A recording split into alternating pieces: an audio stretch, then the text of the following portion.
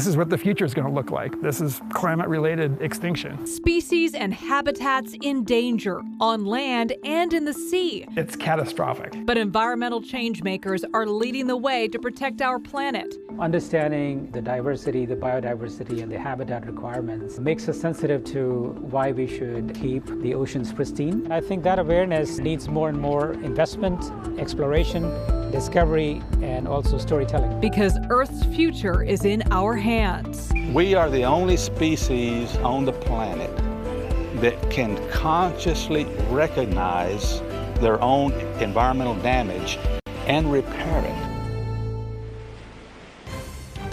This is CBS News Bay Area with Elizabeth Cook.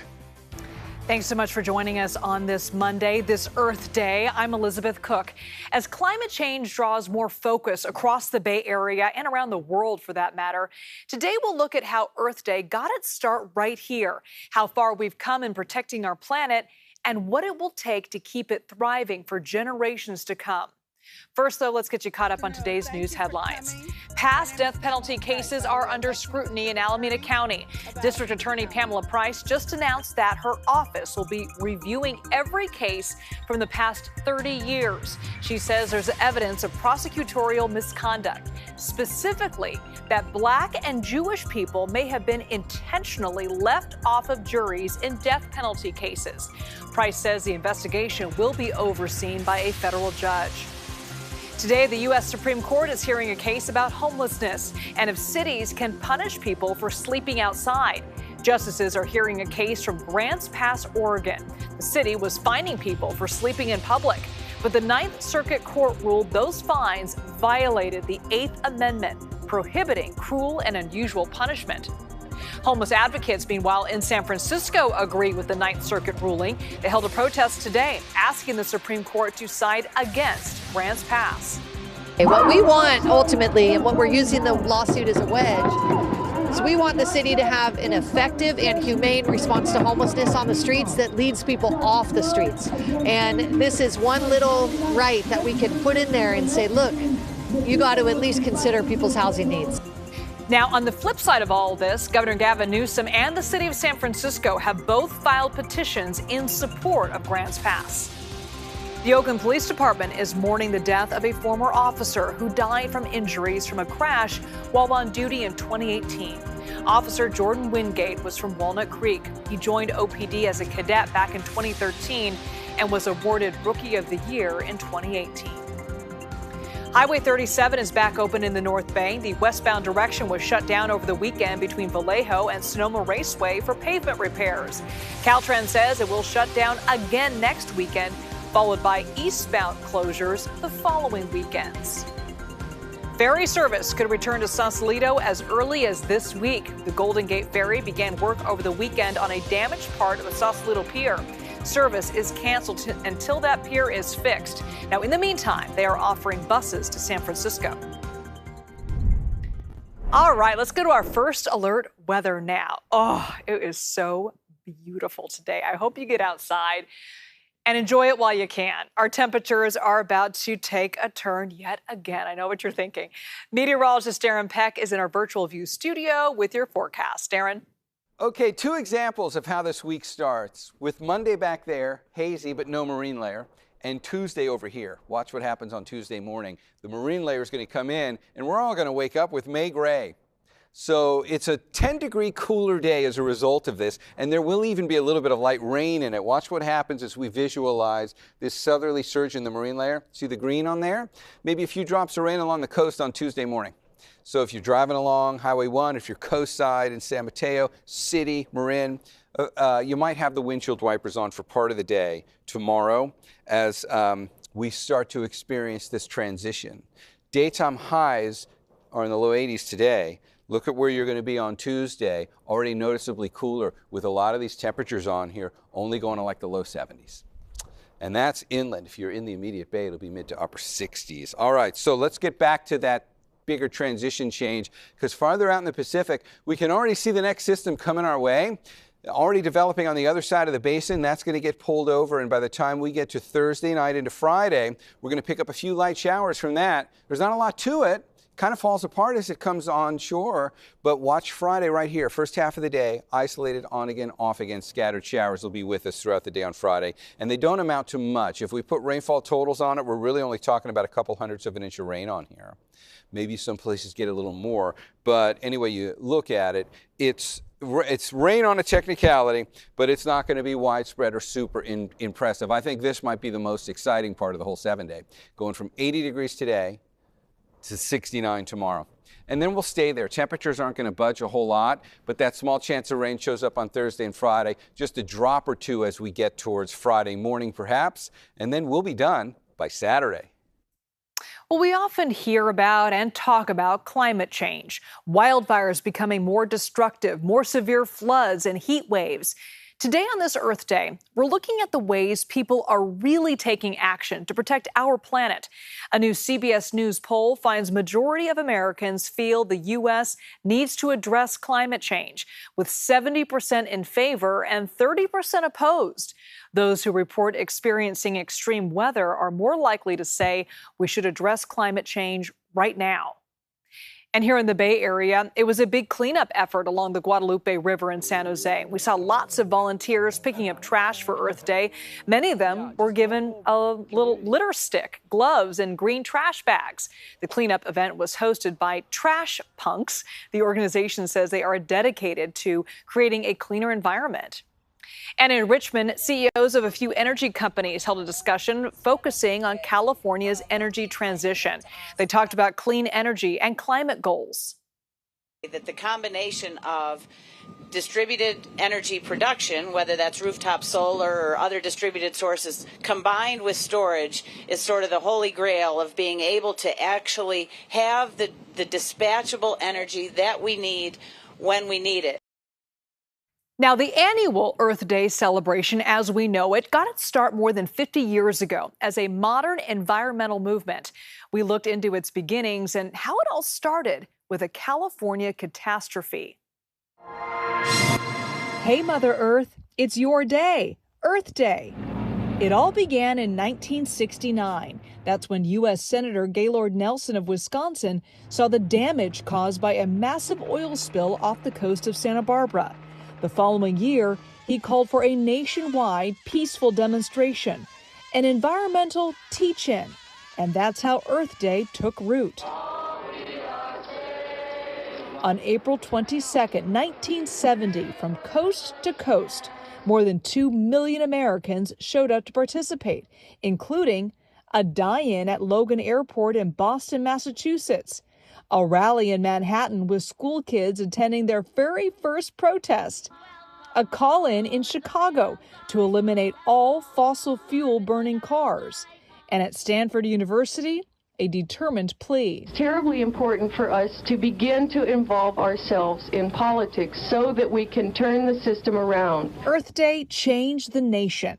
It secured the political will and action that led to the creation of the U.S. EPA, as well as the Clean Water and Clean Air Acts.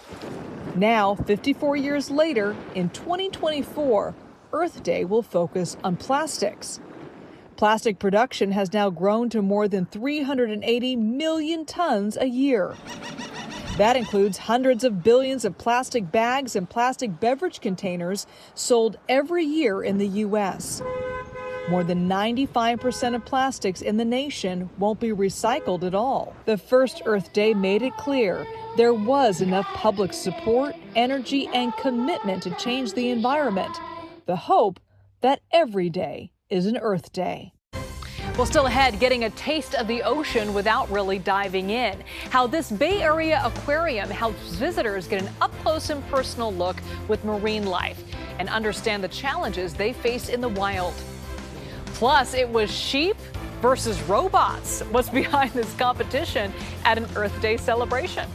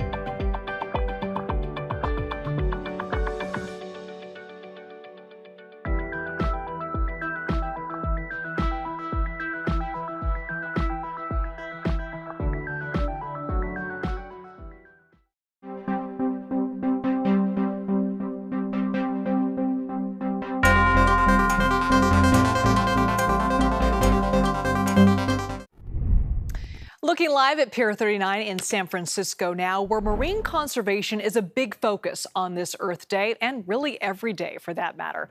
Our Sean Chitnis spoke with leaders of the Aquarium of the Bay about their work year-round.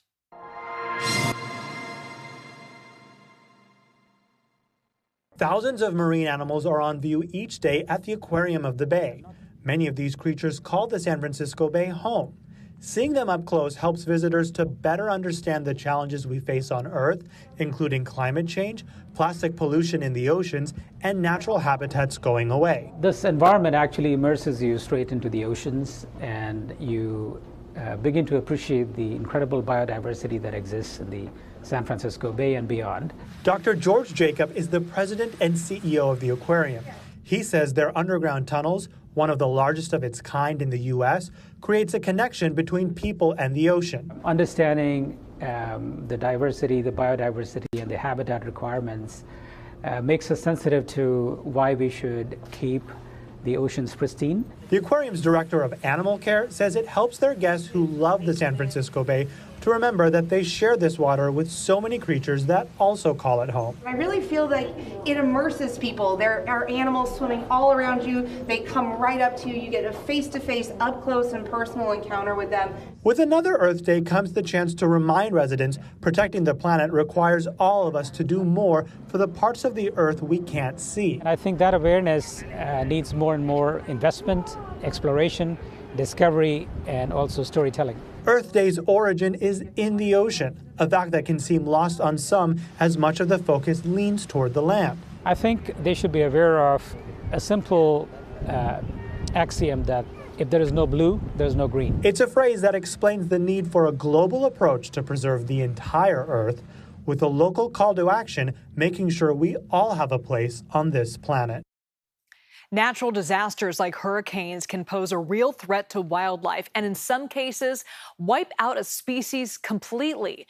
CBS National Environmental Correspondent David Schechter introduces us to the people trying to save one of the most critically endangered birds in the world.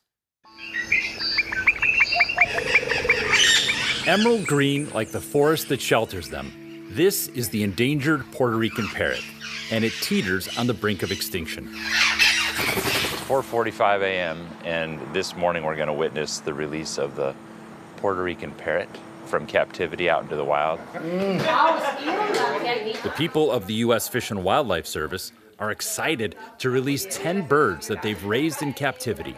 Okay, we're going to open the cage here in about 10 or 15 minutes, so everybody needs to be at their position. This is the way I think I'm contributing to my island. Maricel Lopez Flores runs the parrot recovery program. She's telling me feeders have been set up outside the enclosure to encourage the birds to leave it. Each bird is wearing a tracking collar with an antenna that will eventually break off. Are they just going to shoot out of the cage when the door opens? No, hopefully not. What we'll do is just, this is called a soft release. We open the door before the sunrise, and after the door is open, we just allow them to just fly whenever they want. Very casual, huh? Exactly. In Puerto Rico, massive deforestation is what pushed the parrots towards extinction. When birds lose their habitat, often to land development, it limits where they can live, find food, and raise their young. Research from Cornell University found since 1970 a loss of 2.9 billion adult birds in North America, a decrease of almost 30%. The future is looking a bit brighter for these birds. A couple of brave parrots are already curious, taking cautious steps towards the outside feeder. A quick meal, and they're off to join their friends on the outside, becoming wild birds.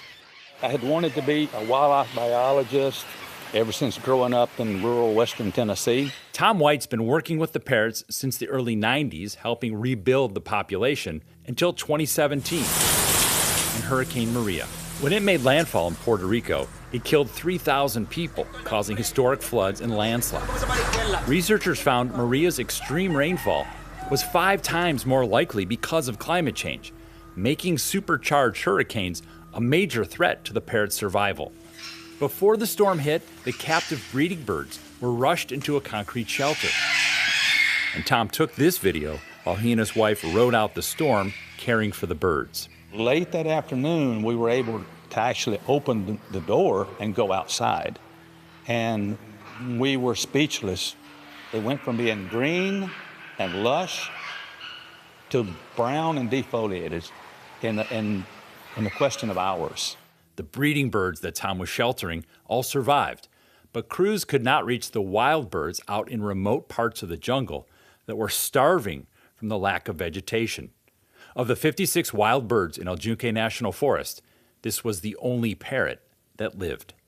I'll admit that I had a couple times I just cried, because you see 20 years of work and progress, and then it's wiped out in less than a day. Since Maria, the team now encourages newly released birds to nest much closer to the aviary so they can be fed in an emergency. Thanks to human intervention, there is now a growing population of 300 wild parrots on the island. We are the only species on the planet that can consciously recognize their own environmental damage and repair it. It's a lot of work, but what's happening here shows us that we can, as humans, try to repair some of the damage that we've done.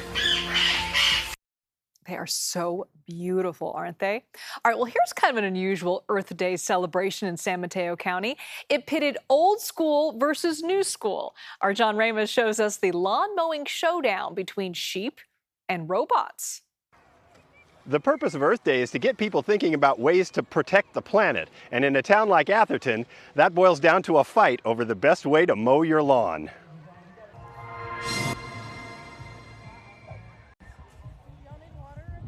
At the Earth Day Festival in Atherton, they wanted to promote the benefits of using environmentally friendly lawn equipment. But that's where the friendliness ended. On the other side of the park, it was a battle of AI versus use, sheep versus robot, put to a vote. This seems like it's funny and all jest. It's not. It's very serious. Actually, it wasn't serious at all. The competition for eco-friendly lawn care pitted a flock of sheep from UC Davis against a newfangled autonomous lawnmower from Husqvarna. The mower acts like an outdoor Roomba, cutting the grass automatically using a GPS sensing tower. What it does is it talks to the GPS, to the satellites, talks to the mower, and it talks to its little home, the base station. And then you drop points along the lawn, and you close the points out, and it makes a little square, and it knows where to go. The advantage is it can mow anytime, day or night, makes almost no noise, and will automatically find its way back to the charging station when the battery gets low. The head the first part looks like a car, but also kind of like a Black Panther or something like that. And they say it causes a lot less shock to lawns than normal weekly mowing. With a robot, you cut them a couple days a week, 3-4 days a week. No cost because we're running out of battery, and they do no damage. In fact, the lawns are much healthier. But not everyone is sold on the technology. You want to watch me vote? Look at that. Here we go. Vote for the sheep. Sheep mowers kick robot grass. Haven Kears has had enough of the robot. The UC Davis professor says her sheep have something that trumps high tech. They're cute and kind of fun to watch. Let's look. Let's look at the people watching, photographing the sheep. Oh, and then there's the robotic mower. Do you see anyone? Or is it hidden in a corner with no one watching? The sheep can also graze on hilly terrain, and they say watching them has a calming effect on people.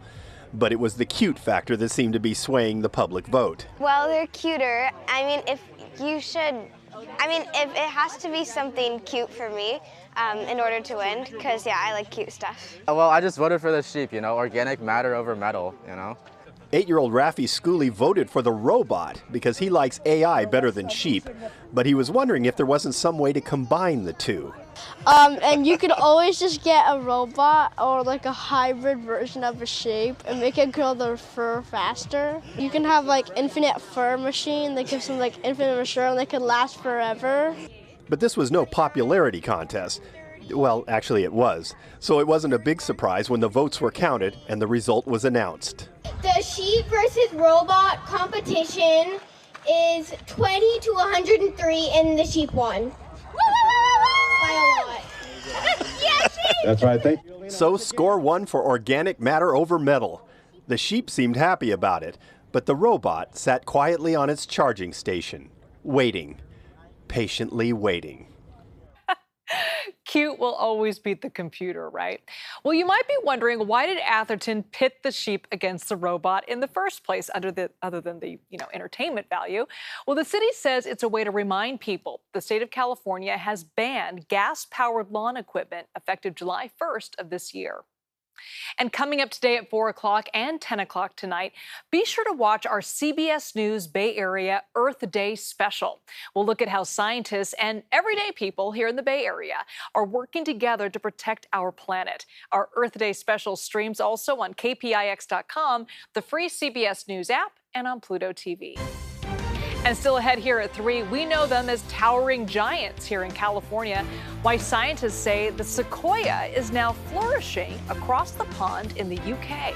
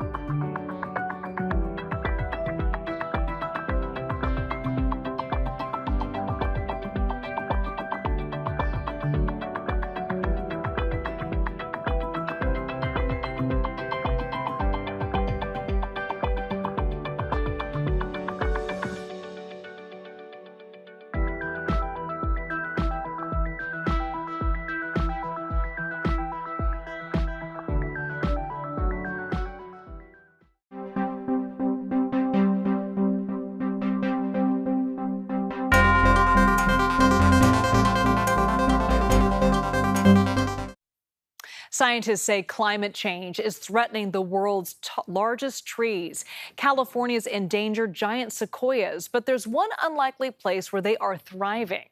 The English countryside, believe it or not. These giant trees located just outside of London.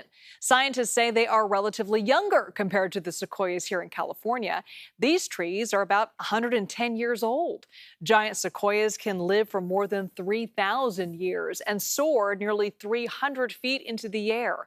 But wildfires and climate change are threatening their native habitat. That's less of a problem in the UK. Sierra Nevada mountains can be quite similar to here. So it's cooler and it's more damp, and that's very British weather. Well, today, more than 500,000 giant sequoias are thriving in the UK, compared to fewer than 80,000 here in the US. In the Victorian era, scientists brought the giant sequoias to the UK because people marveled at their size. We'll be right back.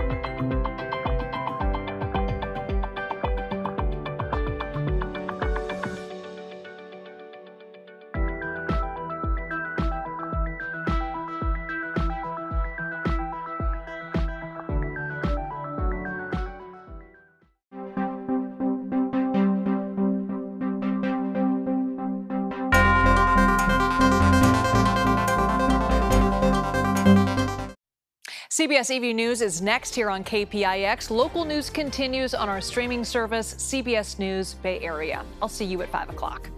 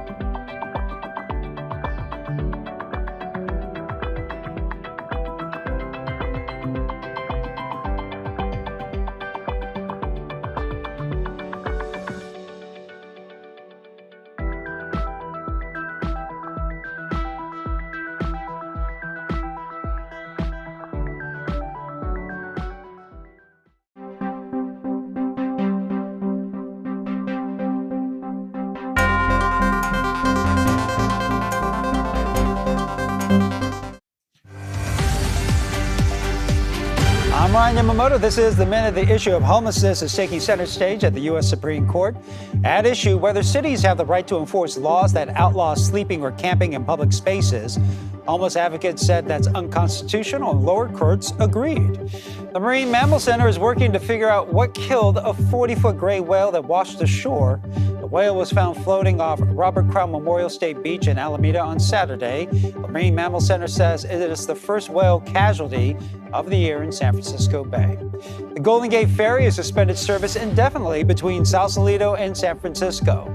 A routine inspection turned up some kind of structural problem with the Sausalito Pier. For now, the ferry service will run Golden Gate Transit buses. Bay Area's only primetime newscast, 8 and 9 p.m. on the all-new Pix Plus 44 Cable 12. I'm Ryan Yamamoto. This is The Minute.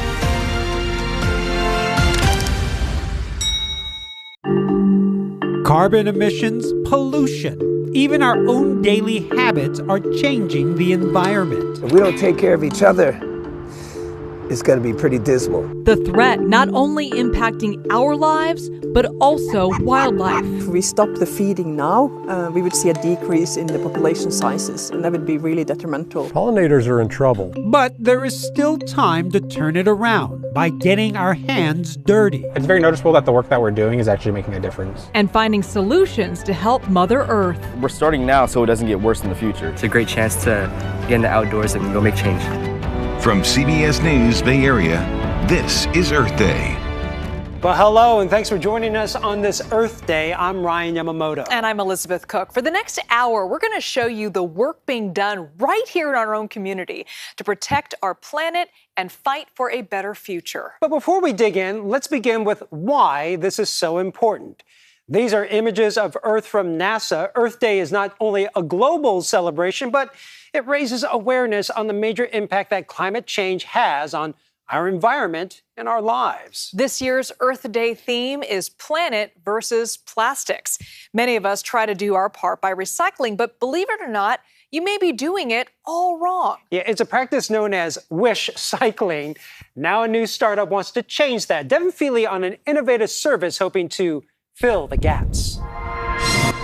Early mornings when Juan Lopez heads to his truck, the young man already feels inspired. It's very noticeable that the work that we're doing is actually making a difference. A big difference by diverting waste from landfill. A lot of positive progress towards a better future and just like a better, mindset towards recycling and like where your trash is going. Juan works for Ridwell. The name really says it all, and now in the Bay Area, business is booming. Our drivers are doing about 50 to 120 stops a day. That's a 10-hour day, 4 days a week. Ridwell aims to keep hard-to-recycle items and any reusable stuff out of landfill. It's a daunting task. Reports show that only 32% of waste is properly recycled or composted. Most ends up rotting in the dump, which in turn creates methane, a potent greenhouse gas. A lot of people, myself included, were recycling things that couldn't be recycled. Made me feel really guilty to know that maybe perhaps a whole recycling load would be ruined because something was in there that shouldn't have been. Tara Lee in San Jose now uses Ridwell to augment her curbside service. She demonstrates how it works. They have little bags, they're all nicely labeled, let you know what can go in. Tara sorts items into different cloth bags provided by Ridwell. Lots of things that cannot be recycled in our normal recycling stream. Light bulbs, batteries. We could take batteries to hazardous waste, but that's an extra trip, right? Gas, time, etc. This one is all picked up right at the house. On pickup day, she places the bags into a small outdoor bin. That's where workers like Juan retrieve them.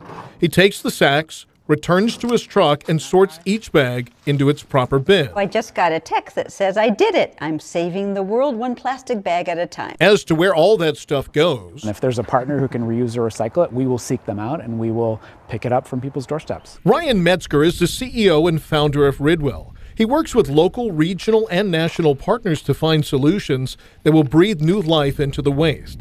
Take, for example, plastic bags, which don't go into most curbside recycling bins. So this is a piece of Trex, and so this is what our plastic film gets turned into. We pick it up from people's Ridwell bins, we take it to our warehouse, we put it in bales, and then we send it down to Nevada where it gets turned into this material that a lot of people use to make decks out of. On special pickup days, Ridwell also collects reusable household items. Some are dropped off at a Bay Area nonprofit called Make It Home. The best goodies that we're getting from Ridwell, we get lots of kitchen utensils, and we also get lots of pots and pans and bakeware and kitchen items that are expensive to purchase and really hard to recycle.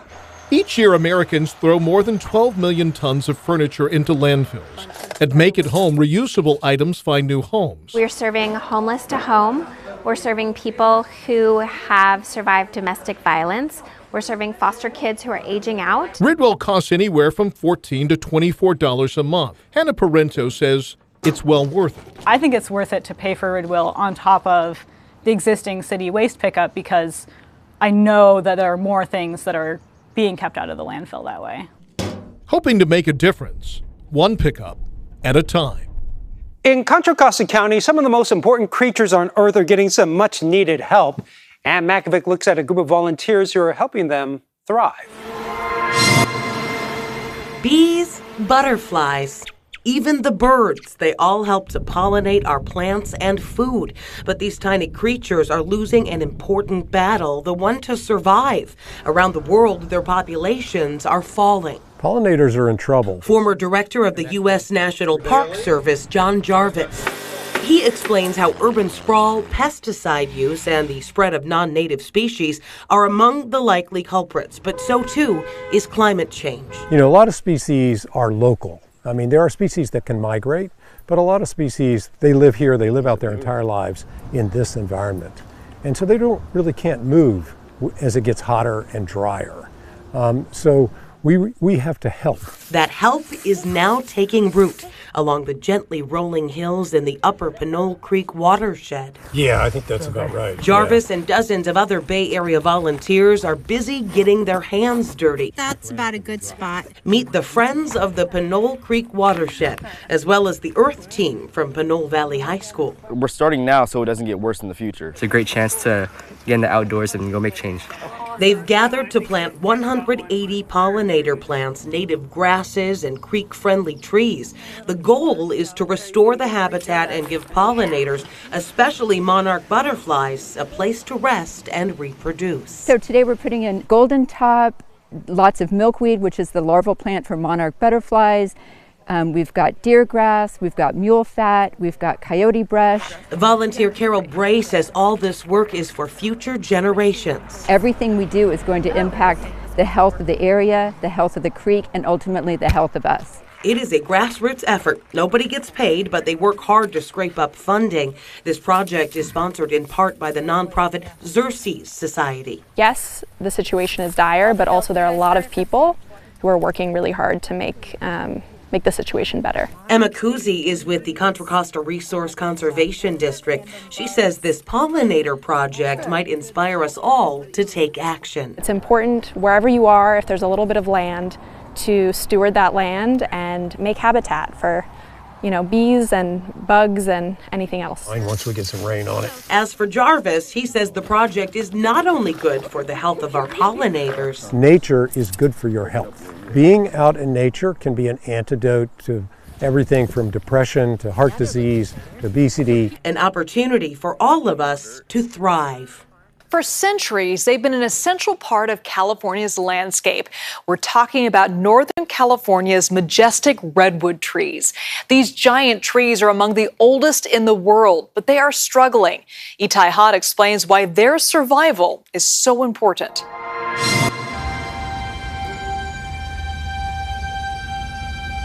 To understand why redwoods have captivated our imagination for centuries, just drive a few minutes from the hustle and bustle of Oakland to Joaquin Miller Park and look up. There's just something about them that when you're in the forest, they just dwarf you and you feel so humbled by them. Rob Leidy is a retired ecologist and a member of a nonprofit called Friends of Saucil Creek. He says this redwood forest in the Oakland Hills is rooted in history. These redwoods that you see now, their parents were around when the Roman Empire was around. That's how long they've been here. But these days, these majestic trees, among the oldest in the world, are struggling. They're being loved to death, basically. This park was set up in the 1950s ostensibly to protect these trees, but because it's on the edge of a very dense urban area, it gets a lot of use. For the last decade, Rob and his team have been racing against the clock, restoring the forest's essential ground vegetation and adding rails to keep park visitors away from the tree's roots. Once the trampling is reduced and people stay on the trail, the forest is naturally regenerative. It's a very resilient forest if you give it the chance to restore itself, if you will. But that might not be enough. As temperatures increase due to climate change, coastal fog, essential to these trees' survival, has been eroding.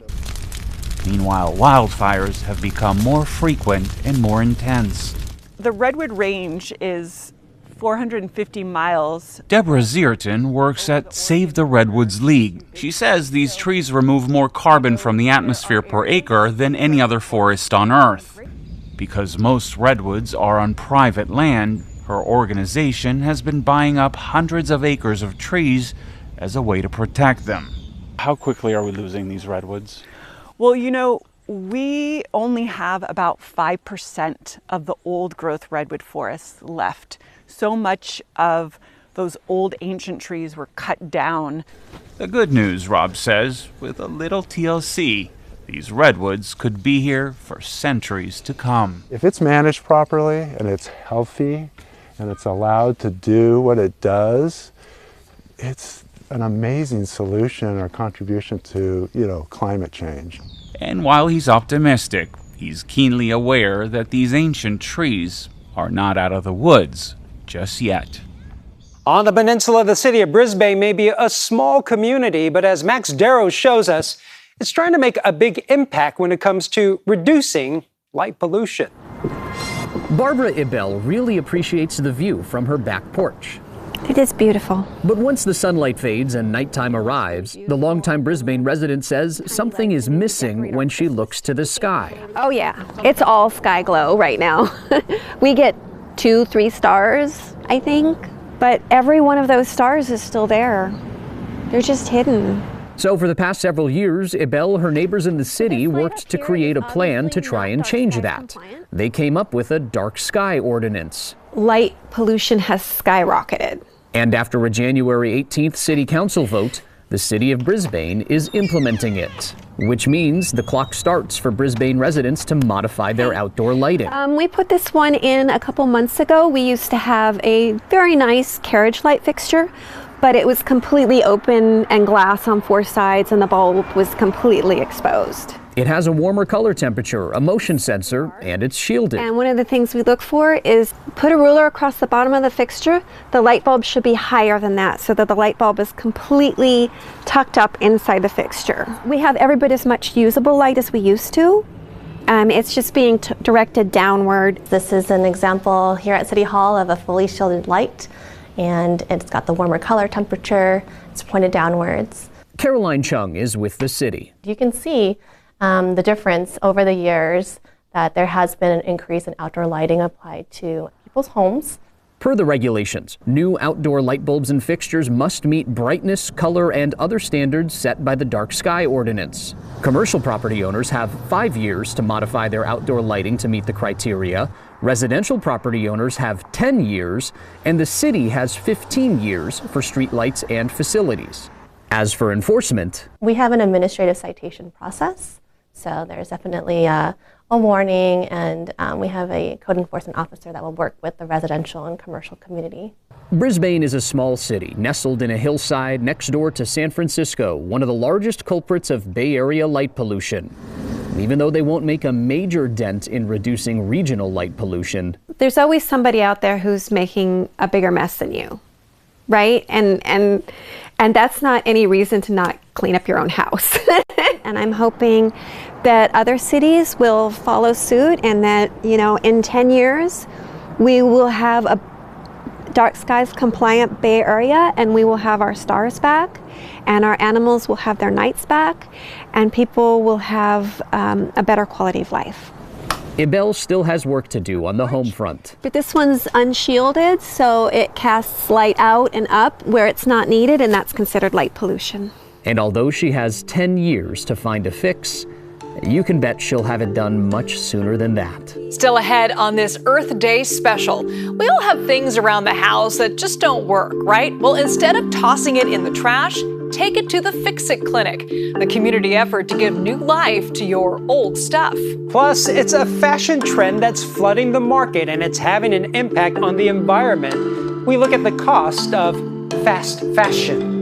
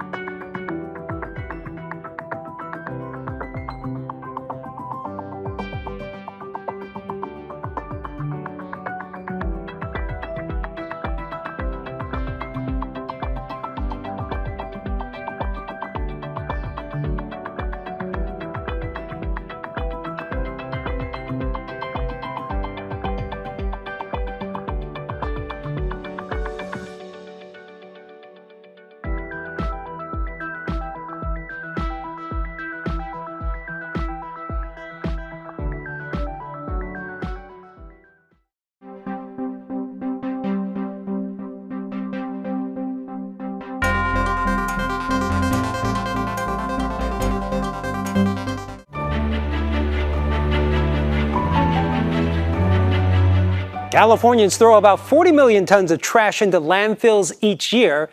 That includes a lot of gadgets, electronics, appliances, toys, and items that, well, no longer work. Ann Makovic shows us how an army of volunteers is showing you don't have to pitch it, you can fix it for free. At the Redwood City Public Library, you can check out an amazing world of ideas, lifelong learning, and community. And we're not just talking about the books. Bicycle fixed! From a busted bike, music box fixed! A beloved ballerina music box. Pamela's fan is fixed! And an old cast iron fan, cherished by Pamela. Thank you for being a fan. Welcome to San Mateo County's Fix It Clinic, a community repair event where neighbors help neighbors fix their broken electronics, appliances, and, well, all kinds of stuff. We see everything. It's kind of like improv. You never know what the general public's going to bring you. I would say most stuff, it's anything you see on Best Buy or Amazon. Let's do the important inspection, which is how easy is it going to be to take this apart? The Fix It Clinic is organized by San Mateo County's Office of Sustainability. Here in the States, the concept is like, if something breaks, just get rid of it. And how can we shift that paradigm? And think about repairing it. It's about keeping stuff that's already in service in our communities working so that people don't have to go buy new things. It's run by Peter Mui and his intrepid army of volunteers equipped with just the right gear. Have you ever seen a screwdriver that looks like that? No. You have to come to the Fix It Clinic, and we've got this beautiful screwdriver here that's designed just for the Breville toaster. We all have a variety of knowledge and background, and if I'm working on something I don't know, I'll go and grab somebody else and say, hey, I'm trying to fix this Mixmaster. Have you ever done this before? And we'll do it together. The goal of the clinic is to keep useful stuff out of landfills. Because the earth needs us to. Because we keep messing up. Studies show how the manufacture and disposal of electronic devices can create greenhouse gas emissions. One strategy, extend their lifetimes, in fact, for all devices. We didn't know back then what we know now, which is that, everything we throw away like this pretty much stays around and hurts our planet. Diane Haditsian loves her blenders. They belong to her mother and her grandmother. I came here today to see if we could fix it. While there's no guarantee your stuff will be fixed, if it is, the whole room knows about it. Waffle maker fixed! As for Diane, the culprit was a sticky sludge gumming up the gears. After a cleaning, she's back in business. It means that I don't have to throw this in landfill. Sunbeam mixer 1955. At the end of the day, fixing the small stuff I'm a huge fan. might help us on our path to fix the world. But it's not just electronics and appliances. Each year, more than 11 million tons of textiles, mostly clothing, also end up in our landfills. Now, a Bay Area woman is creating a beautiful solution, one stitch at a time. Tucked away in a San Jose storefront, clothing designer Jocelyn West is hard at work on her new collection. I'm getting ready for spring, and these are linen dusters made from old hand-embroidered tablecloths. Old vintage tablecloths, once destined for landfill or practically given away at flea markets. I would find things and just be amazed at, what I was looking at and how undervalued they were. In her hands, Jocelyn transforms unwanted linens. This was a Pendleton blanket. Virgin wool blankets and cashmere scraps into one-of-a-kind masterpieces. I think this one's beautiful. Amazing, special. Really beautiful design. Jocelyn is practicing the art of what's called upcycling. Saving things that would otherwise be discarded or no longer needed or used, such as tablecloths, and giving them new life and new purpose and finding the beauty in them. This is all handmade filet lace and linen. Her unique handmade garments stand in stark contrast to the trend of fast fashion. That's the mass production of cheap, stylish clothes now flooding the market. Research shows consumers are likely to discard fast fashion only after a few wears. Most of it ends up in landfill. As the clothing decomposes, it releases methane, a greenhouse gas that's 28 times as potent as carbon dioxide. For something you're going to wear 3 or 4 times, it's not worth it. It's not worth what you're doing to the planet.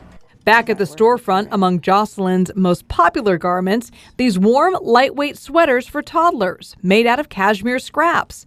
They often sell out first. They're really pretty and people like them and they're very durable. Her brand of Upcycling is a style that speaks for itself. Being able to use old tablecloths or jackets or blankets and then giving it a new life. And it just makes it feel so much more special. I love the idea of upcycling, recycling, right? And fashion together. I try to upcycle whatever I can instead of throwing away. So I really appreciate when we do have more creative people doing that. I think I'm doing the planet a favor in my own little way. 1 in 5 Americans now upcycles. It's a fashion-forward solution that hopefully never goes out of style. Up next, they're one of the most captivating creatures in the wild, but they could go extinct. A look at what's being done to outfox the threat.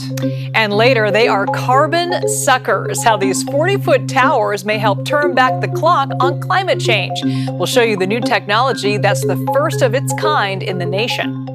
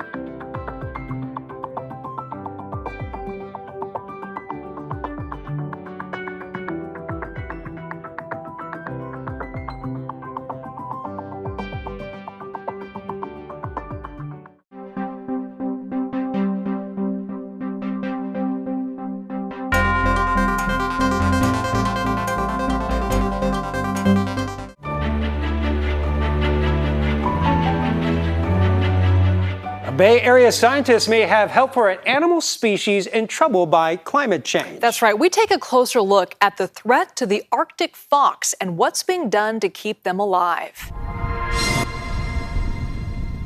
The Arctic fox. Their playful nature and distinctive look make them one of the most captivating creatures in the wild. But Arctic foxes are in trouble. Experts say they need to hunt rodents to survive long winters, and climate change is making their prey rare and harder to find. If we get warmer and more unstable climate where you get snow melt and you get icing on the ground, that is going to affect how well the rodents can survive.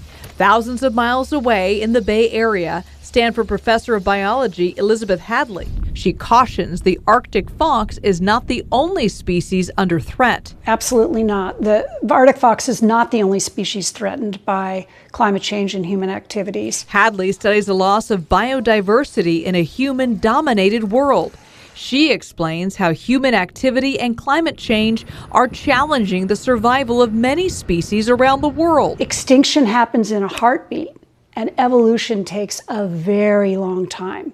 So it's easier to kind of kill something than it is to allow it to persist.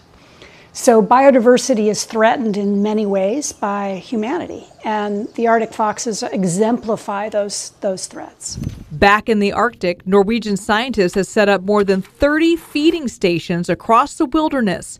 They believe without this food, the Arctic fox would go extinct. If we stop the feeding now, we would see a decrease in the population sizes, and that would be really detrimental.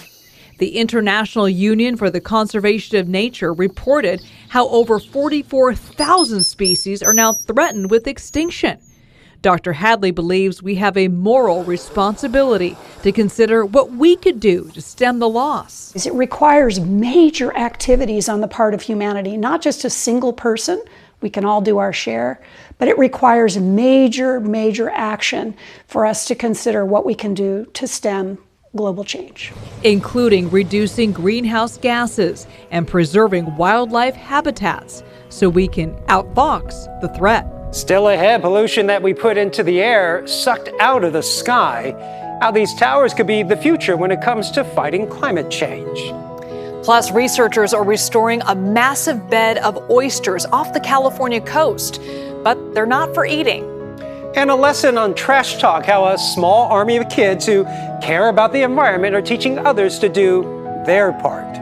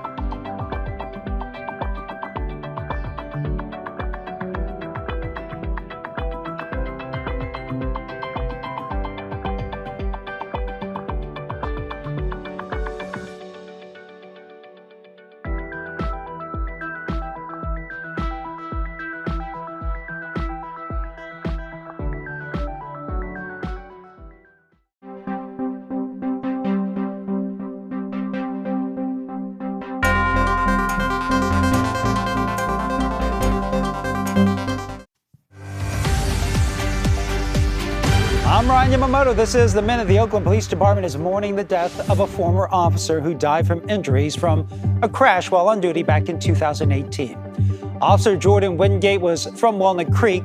He joined OPD as a cadet back in 2013 and was awarded Rookie of the Year in 2018.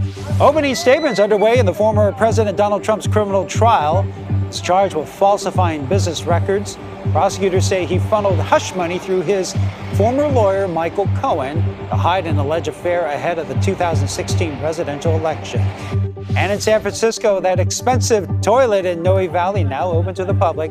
It made headlines due to an initial price tag of $1.7 million. The final cost around $200,000. It's about 50 square feet, meaning it's about $4,000 per square foot. I'm Ryan Yamamoto. This is The Minute. From CBS News Bay Area, this is Earth Day. Welcome back. I'm Elizabeth Cook. And I'm Ryan Yamamoto. A Bay Area company has developed a new way to reduce planet-warming CO2 emissions in our atmosphere. It's a process known as carbon capture, which traps and stores the harmful byproducts of burning fossil fuels. Senior CBS national and environmental correspondent Ben Tracy traveled to the Central Valley to show us how it works. So this place is basically pulling in pollution that we've put up into the sky. Exactly. What's happening here may not look like much. It is a bunch of rocks sitting on trays. But Shashank Samala says it has the power to rewrite history. You know, what carbon removal offers us is the closest thing to a time machine. He's the CEO of Heirloom Carbon, which just opened the nation's first commercial carbon capture plant in Central California. Trays of limestone tower 40 feet high, sucking in carbon dioxide from the air like a sponge. In nature, that process takes months. What we figured out is how to do that in about 3 days. So when CO2 molecules pass by, we just gobbling up that CO2 molecule. The CO2 is separated out and will be injected into rock formations underground, like at this facility, so it can no longer warm the planet. Over time, humans have pumped about 2 trillion tons of CO2 into the air. Scientists say we need to remove 5 to 10 billion tons per year by 2050 to avoid the worst impacts of climate change. Heirloom says its pilot plant removes about 1,000 tons per year. So you acknowledge that this is very small compared to the scale of the problem? 100%. We need to build plants that are 1,000 times larger than this, and we need to build 1,000 of those. As we transition to cleaner forms of energy, carbon capture is a way to offset emissions from airplanes, cargo ships, and industries like cement and steel, which for now still require fossil fuels. But critics worry carbon capture is being co-opted by oil and gas companies. As a carbon management leader, we can get it done. 90% of the carbon capture and storage projects out there on the market are run by the fossil fuel industry. May Bouvie is executive director of 350.org, which opposes fossil fuel use. That industry is capturing carbon at some power plants to lower emissions. Critics say that's prolonging the use of fossil fuels. Some oil companies also inject captured carbon back into the ground to push out more oil in a process called enhanced oil recovery. They've looked for excuse after excuse about how to stay in this business and how to keep the music playing. Shashank Samala won't rule out taking fossil fuel money, but he believes carbon capture is an essential part of the solution to the climate crisis. Unfortunately, it's not an either-or. It's not a nice-to-have anymore. This is a must-have. A spokesperson for Heirloom Carbon says the company is not affiliated with the fossil fuel industry and says their focus is on cleaning up the damage we have already done to the environment. Well, deforestation is accelerating climate change all around the world, which motivated a school in Berkeley to try to do what they could in their own backyard. Ann Makovic shows us how these tiny forests could make a difference. On a busy street corner in Berkeley, What's it? a tiny revolution is taking root. It's a really special type of forest. It smells really good. I saw a few bees. Instead of pavement or a manicured lawn, See the dots? there's a dense little pocket of native plants and saplings flourishing in rich soil in front of the Berkeley Technology Academy. It's called a Miyawaki, or microforest. They grow much faster. And they use less water, which is very, very good. Tracking its growth, some fifth graders from a nearby school. Less than a year ago, they actually helped plant it. 15 inches, yeah. Overseeing the project, their science teacher, Neelam Patil. Well, the reason we're planting the Miyawaki forests and using the Miyawaki method is to address climate change. For years, Neelam has taught her students about the dangers of climate change, and now she's showing them what they can do about it by planting these tiny, incredibly fast-growing forests. What color are these? The Miyawaki method first intensely restores the soil and then tightly plants together only native flora. Research shows these tiny forests grow 10 times faster and sequester more carbon. They reduce the urban heat island effect and filter the air. They also quickly become a cradle for renewed biodiversity, which is currently under threat as the planet continues to warm. We're basically facing 40% biodiversity loss by the end of the decade. We need solutions, and the Miyawaki forest is a very effective and efficient solution. So far, students and volunteers have planted Miyawaki forests at 4 Berkeley schools. Now there's a chance they can grow more. The city owns a lot more land in Berkeley than the schools. Berkeley City Council member Sophie Hahn has recommended funding a new pilot program. It would plant 2 new Miyawaki forests, this time on city sites, especially near freeways where there's poor air quality and fewer trees. This is an issue that is urgent for everyone, and it is particularly urgent for our lower income and communities of color. All of this is tied into climate and to equity in very powerful ways. We need to do everything we can. These children feel inspired. When I look at it, I feel very proud, and I am very happy that I'm helping the world. That one seems like it might be. And cultivating hope for the future. Believe it or not, an oyster can do so much more than turn a tiny grain of sand into a pearl. Experts say one tiny shellfish, a California native, may play a big role in curbing the impacts of climate change. At Swan Oyster Depot in San Francisco, the line forms early. If you're lucky to get a seat, you're in for a treat. We just had the Olympia oysters, which were phenomenal. The Olympia oyster, small as a silver dollar, but big in flavor. They're the only oyster native to the West Coast. But I grew up eating this oyster, and I think they're just fantastic. Olympias are not endangered, but their abundant numbers have dramatically declined, largely due to overharvesting during the gold rush, as well as pollution and loss of habitat. Now, scientists, researchers, and volunteers are working to restore the Olympias in the wild, where they once historically thrived. We are here to bring back oysters to Elkhorn Slough. We're at an estuary. Dr. Kirsten Walson is leading the pioneering effort at this estuary at the heart of Monterey Bay. We are just doing it with optimism and hoping that if we can bring back 1 million oysters to Elkhorn Slough, they'll be self-sustaining, and today is one step towards that goal. In the slough, the restored oysters won't be harvested. Their intended role? To filter water, stabilize the shoreline, and provide habitat for other creatures. All big benefits as the planet warms. So it's really important that we help to restore this population. First stop, the hatchery at Moss Landing Marine Laboratories. We have baby individual oysters. Here, wild Olympias are borrowed from the slough to breed babies that will go back to the slough. In a hatchery, we can control a lot of the environment, and we can make sure that those little babies make it through to being juveniles. The baby oysters require tender, loving care, microalgae for food, the right temperatures, and plenty of fresh water. They're very needy and very dirty, so they are really fun to take care of, but they need a lot of attention. When ready, they'll attach to hard surfaces, including these large clamshells that we actually collect in the slough. The team carefully gathers the oyster-encrusted shells, puts them in special mesh bags, and packs them in a cooler. Next stop, the slough, where the scientists and volunteers are ready to jump into action. Elkhorn Slough needs a lot of help. I believe that natural habitats should be maintained. The work is unusual. Yeah, we're keeping count of how many baby oysters are alive on these clamshells. They record the data and then secure each clamshell to a PVC pipe.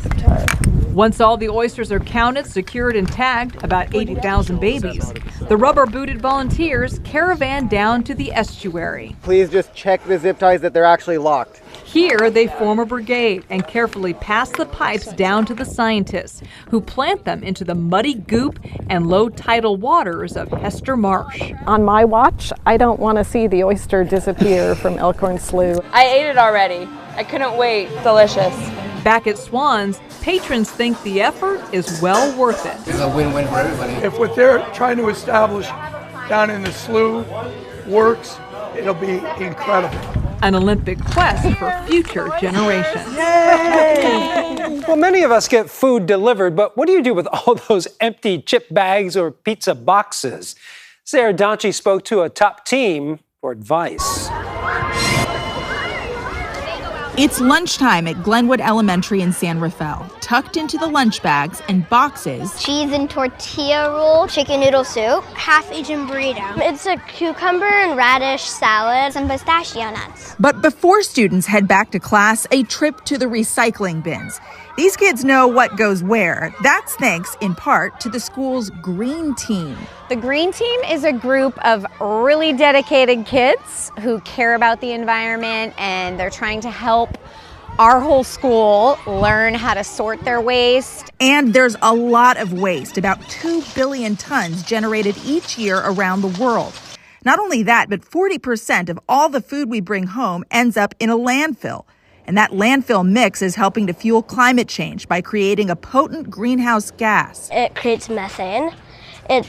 Methane is a greenhouse gas that can lead to pollution to our environment. 15% of greenhouse gases come from landfill. If organic waste like food or soiled paper is not composted, It rots and produces methane, and that's contributing to more extreme weather events, like droughts and wildfires. Surveys show more than 55% of Americans are confused by recycling. That includes seasoned news veterans. Found inside the KPIX bins, soiled paper towels and cups thrown into landfill, a fruit salad sealed in a Ziploc dumped into compost, and an unemptied cup of soup tossed into recycling. So we asked the green team for help. Organic food in the compost, soft plastic in the trash. What does not go into recycling? Food waste, candy wrappers, chip bags. What does not go into compost? Plastic bags and wrappers and like straws and those things. And finally, what does not go into landfill? Banana peels or soiled papers or even plants. But what about this? At KPIX in the landfill bin, a sealed plastic bag containing an aluminum can, sardines, used paper towels, a soiled paper plate, and a plastic fork. It's gross. I think that that is definitely not the best choice to do. This is the type of thing where people are just too lazy to do it. Bottom line, the green team insists sorting is simple. It's just not that hard. Just always follow the stickers or like the instructions when it comes to trash. And that's the best kind of trash talking. Still ahead, saving California's salmon, the new effort to bring them home, and how the answer could lie half a world away. Plus, it's one of the main greenhouse gases warming our planet, and it doesn't just come from cows. A Bay Area startup is turning the gas into something useful.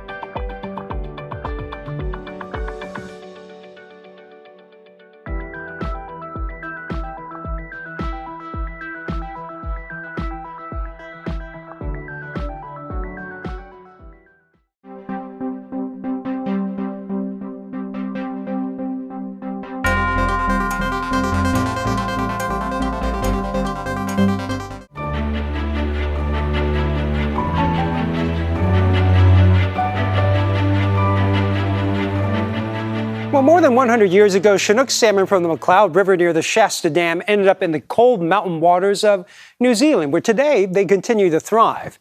Ann Makovic has an update on the quest to bring these ancestors of the California fish back home, thanks to a new grant. It is a 300-mile journey that traces the ancestral path of the winter-run Chinook salmon from the McLeod River to the Pacific Ocean. The annual pilgrimage is led by the Winnemem-Wintu tribe and its chief, Colleen Sisk.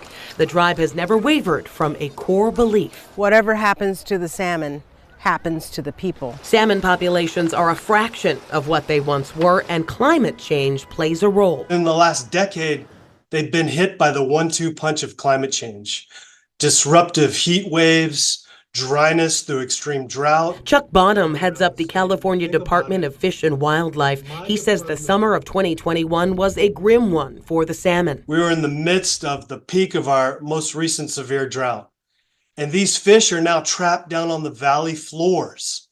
And the valley floors are much hotter. Water that's too hot is lethal for salmon. California's Fish and Wildlife just awarded $50 million in grants for 15 projects. One involves the Winnemem-Wintu and the tribe's attempts to restore wild salmon to the McLeod River. This is the right thing to do, and it'll help us figure out how to save salmon in California. And so they're in a dire position now and may go extinct if this project that we're involved with isn't successful. Sisk recounts how the problem first began with the Shasta Dam. While the dam provides flood control, hydroelectric power, and water supplies. It is a weapon of mass destruction to me. Built during World War II, Shasta Dam flooded the Winnemem tribe off their ancestral land. It also blocked the Chinook from returning to the icy cold McCloud River to spawn. In 1994, these fish were federally listed as endangered. The tribe held protests. Then Chief Sisk got an email. Do you want your salmon back? We have them. That email was from the head of the Maori people of New Zealand. It turns out, in the 19th century, millions of salmon eggs from the McCloud River were exported to 30 states and 14 different countries to create new salmon runs. The only one that thrived is the one in New Zealand. Sisk and other tribal members traveled to see the fish and became determined to bring some back home to the McCloud. You know, we want to welcome them home. What better way to try to heal past injuries and show the world it's possible to do things together and make it better? In an historic agreement, the tribe is now working with Fish and Wildlife and NOAA Fisheries to support a joint effort to return the salmon to the McCloud. Sisk believes the wild salmon eggs will fare better than those hatched near the dam. If the salmon survive, people will survive. If we can get a volitional passage from the Sacramento River past the dam so that fish can swim in and out on their own, then we have wild fish again. The hope? To get them home safely as soon as possible. It's not just the excess carbon dioxide that's overheating the planet. A second gas that's actually more potent than CO2, methane, is also a major cause of climate change. Our Sarah Donchi looks at a Bay Area startup with a clever strategy to pull methane out of the air and in the process, turn it into a rich fertilizer. Each year, every cow on the planet will belch a lot of methane. But they're not the only culprits. Part of the challenge with methane is it does come from everywhere. Josh Silverman is CEO of Windfall Bio, a startup located in Menlo Park. He explains methane emissions also come from coal, oil, and gas production, wastewater treatment plants, and landfills. So any place that you have organic material that is breaking down, degrading, rotting, it produces methane as a byproduct. Methane is a big problem. It's actually more potent than carbon dioxide. Methane not only warms the atmosphere more, but it also warms it much faster. This vial may hold the key. The liquid contains methane-eating microbes, usually found in soil. They pull methane out of the air. By eating it, the microbes then transform a climate-harming gas into a beneficial product. In this case, an organic fertilizer. The microbes are at the heart of what we do. Carla Risso is the director of microbiology. She says these soil microbes have dramatically declined around the world. Here at Windfall Bio, they're being nurtured, nourished, and cultivated. Basically, we know what they like, and we give it to them. So they will multiply and make tons more. This concept, this technology is really amazing. I got really excited, immediately decided to enter this field. Bioengineers Kaifeng Chen and Aram Balian are conducting experiments with the microbes to optimize their diet and cultivation. The fact that nature just produces this, it's out there, and we're seeing that they're diminishing. I want to make it my job to try to restore that population in the soils. We do see methane consumption, and our microbes are growing.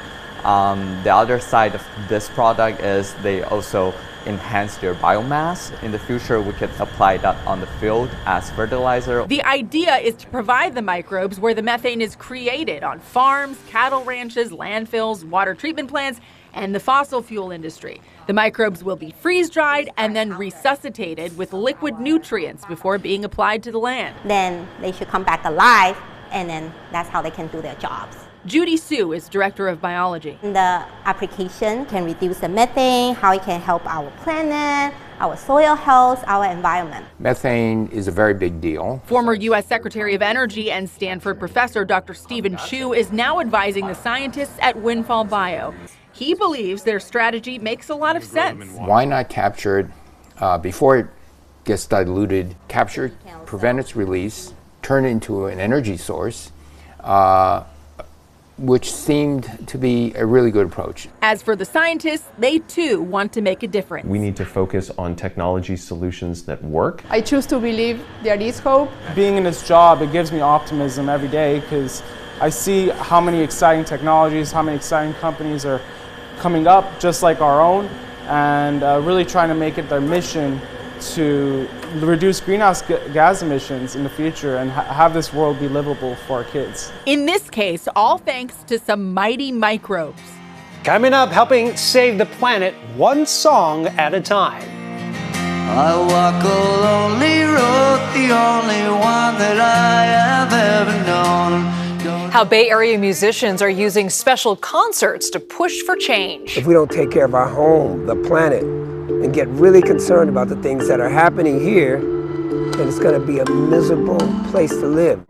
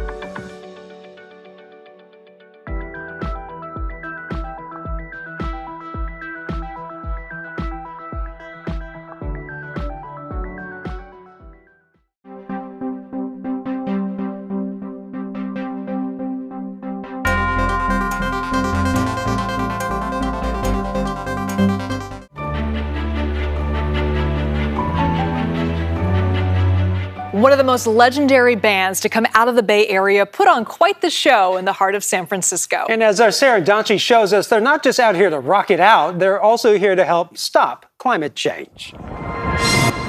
Outside the historic Fillmore, San Francisco! Inside, Green Day, the Grammy winners who can sell out stadiums, just performed at the more intimate venue. Welcome to my problem. The East Bay group played 2 entire albums, the newly released Saviors, as well as the masterpiece American Idiot. The event was hosted by the United Nations and Recording Academy, but it was organized by the Right Here, Right Now Global Climate Alliance. Music is a really unique tool in our toolbox. David Clark founded the alliance. He says the Fillmore event was the global kickoff to a new concert venture. The proceeds will fund climate change initiatives. Green Day, they've been promoting, social and environmental issues for decades. So they were really our first choice, and we're grateful they agreed to perform, and it was amazing. One goal, to reframe climate change as a human rights crisis. Those in immediate danger are already among the most vulnerable. It's such an existential threat. It's actually hard for people to wrap their heads around it, which is why you need to communicate in languages that they understand, like art and music. If we don't take care of each other, it's going to be pretty dismal. Grammy winner Xavier Duprepolis, Oakland's own Fantastic Negrito, applauds the alliance and its efforts. If we don't take care of our home, the planet, and get really concerned about the things that are happening here, then it's going to be a miserable place to live. Can you hear the sound? It's blowing into the ground. His song Rolling Through California was sparked by the state's devastating 2021 wildfire season, stoked by climate change. He, too, sees music as an instrument of change. You want to try to motivate people to do something, to take action, because doing nothing is just not an option. Xavier's Storefront Records is co-hosting an Earth Day celebration on April 21st at Thrive City near Chase Center. He says vulnerable communities are also in our own backyard. Other neighborhoods that I came from sometimes even are overlooked, or the conversation isn't even being had about climate change and environment. On Earth Day, there will be open-air markets that will benefit local vendors to keep us all thriving. Get in harmony with the earth, the place that you live. The more you love it, the more it gives. Earth Day! A gift where we can all find harmony. Thank you for joining us on this Earth Day. We will continue to bring you stories on how Bay Area researchers and communities are leading the way to protect our planet. Yeah, our ongoing series is called Project Earth, The Path Forward. You can find those stories on kpix.com. Thanks for watching.